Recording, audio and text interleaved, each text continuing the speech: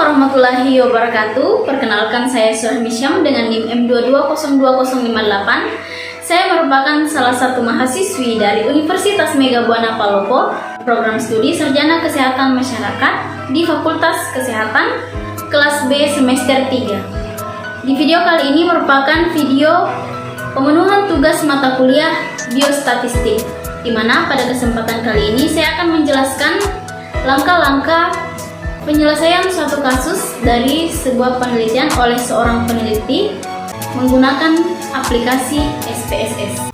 Nah, baik teman-teman, kita lihat di sini kasus yang akan kita selesaikan yaitu kasus 3.4. Seorang peneliti ingin mengetahui apakah ada pengaruh pemberian makanan tambahan PMT cukup kurang dengan status gizi balita baik kurang untuk membuktikan diambil sampel secara random sebanyak 30 orang. Data hasil penelitian dapat dilihat pada tabel 3.5 di bawah ini. Nah, di sini ada tabel 3.5 pengaruh pemberian makanan tambahan dengan status gizi balita. Di mana keterangannya itu PMT dengan nilai 1 itu cukup, kemudian nilai 2 itu kurang. Nah, di status gizi dengan nilai 1 itu baik dan dengan nilai 2 itu kurang. Jadi langkah pertama yang harus kita tentukan dulu yaitu identifikasi hipotesisnya. Jadi hipotesis yang digunakan dalam kasus ini yaitu hipotesis nolnya tidak ada pengaruh PMT terhadap status gizi balita. Kemudian hipotesis alternatifnya ada pengaruh PMT terhadap status gizi balita. Kemudian kita lihat tentukan skala variabelnya. Skala variabel dependen atau variabel yang dibandingkan itu status gizi, jadi skala nominal. Mengapa demikian? Karena status gizi diukur dengan kriteria gizi baik dan gizi kurang. Kemudian kita identifikasi jenis sampelnya. Jenis sampel dari kasus ini yaitu 2 sampel bebas, karena berasal dari 2 subjek yang berbeda yaitu kelompok balita yang mendapat PMT cukup dan kelompok balita yang mendapat PMT kurang. Kemudian karena kasus 3.4 ini adalah kasus 2 sampel bebas, skala dependennya nominal, maka uji yang paling sesuai adalah uji chi-square atau Fisher. Nah, sebelum menjawab kasus 3.4 ini akan diuraikan dulu jenis-jenis rumus-rumus tentang chi-square yang biasa digunakan serta kelebihan dan kekurangannya. Nah, rumus 3.6 di sini ada rumus 3.7 dan rumus 3.8. Nah, di mana syarat dari Cochrane pada tahun 1954 jika nilai n-nya lebih besar dari 40, gunakan x pangkat 2 dengan koreksi kontinuitas, yakni gunakan rumus 3.8 ini. Kemudian jika n-nya ada di antara 20 dan 40, rumus 3.8 boleh dipakai jika semua nilai frekuensi yang diharapkan nilai E adalah 5 atau lebih. Jika ada frekuensi yang diharapkan nilai E kurang dari 5, gunakan uji Fisher. Nah, jika n-nya kurang dari 20, gunakan uji Fisher atau untuk kasus apapun. Nah, pada kasus 3.4 ini termasuk chi-square 2 kali 2 karena PMT 2 kategori cukup kurang dan status gizi 2 kategori baik kurang. Data ini kita akan masukkan ke aplikasi SPSS. Nah, kita melangkah ke aplikasi SPSS. Nah, ini dia teman-teman bentuk data dari kasus 3.4 yang telah dimasukkan ke dalam aplikasi SPSS. Nah, kita lihat di variabel view-nya itu ada variabel PMT dan status gizi. Kemudian di data view, di sini ada sampel 30 sampel, mana tadi keterangannya itu nilai 1 di PMT itu cukup dan nilai 2 itu kurang.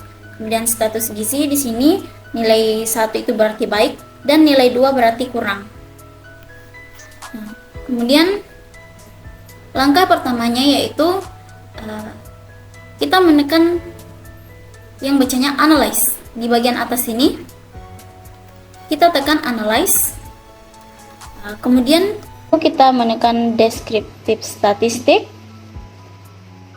Setelah itu kita pilih di bagian crosstabs. Setelah itu PMT, variabel PMT ini kita masukkan ke dalam kotak rows. Kita masukkan, kita tekan, lalu tekan tanda panah. Lalu status gizi ini kita masukkan ke kolom. Nah, setelah itu kita menekan statistik.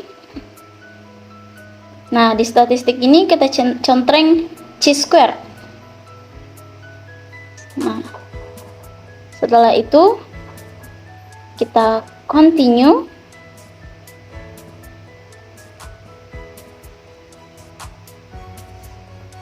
Setelah itu kita klik cells.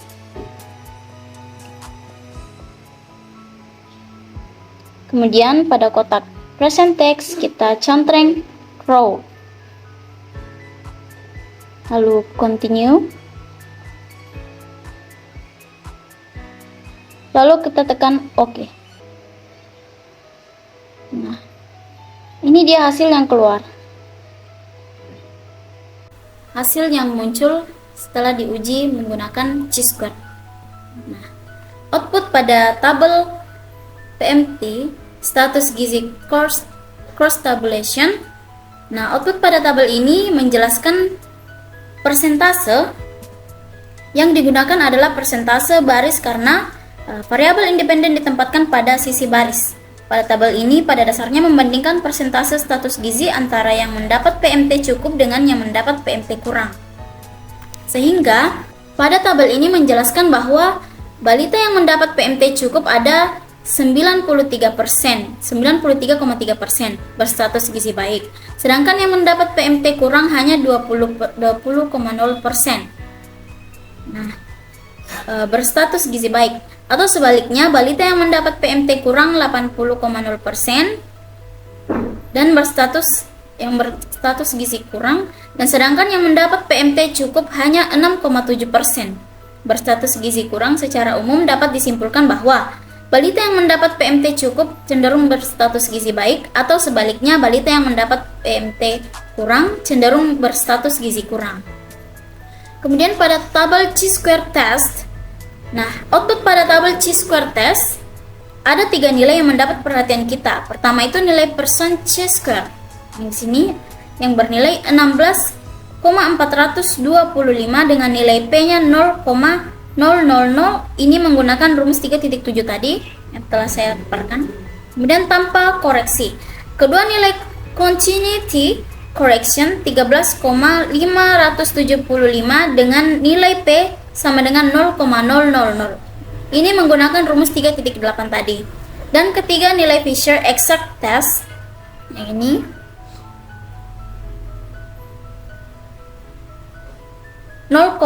dengan nilai 0,000. Ini menggunakan rumus Fisher. Untuk menentukan nilai yang tepat digunakan adalah memperhatikan syarat yang dikemukakan oleh constraint tadi yang saya jelaskan untuk tabel 2x2 yang sudah dijelaskan terdahulu. Nah, dengan memperhatikan syarat pada bagian B di bawah tabel yang ini, yaitu 0 shall sama dengan 0,0% have aspect count less than 5. Tidak ada sel yang mempunyai nilai E kurang dari 5 dan N-nya sama dengan 30. Menurut constraint, karena N-nya berada antara 20 dan 40, nah kan ini nilai 30 berada di antara 20 dan 40. Dan semua nilai E lebih dari 5. Maka yang paling sesuai dipakai adalah chi-square dikoreksi continuity correction, yaitu 13,575 dengan nilai P-nya 0,000. Karena nilai P sama dengan 0,000, maka H0-nya ditolak, atau dapat disimpulkan bahwa ada pengaruh PMT terhadap status gizi balita. Sekian dari saya, semoga bermanfaat. Wabillahi taufiq wal hidayah. Wassalamualaikum warahmatullahi wabarakatuh. Jungle.